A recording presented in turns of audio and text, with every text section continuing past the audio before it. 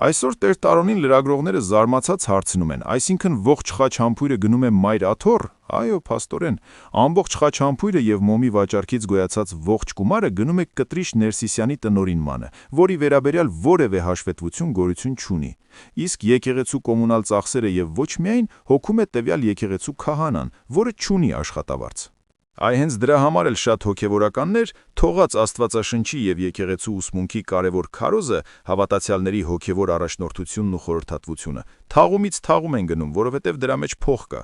Հետո էլ շատերը բողոքում են, որ եկեղեցականն առանց գումարի չի անում ծիսակարգ։ Բա ինչպես անի։ Ինչպես տունը պահի, իրեն ու ընտանիքին ապահովի, եթե պետք է մի բան էլ եկեղեցու կոմունակ ու այլ ծախսերը հոգա։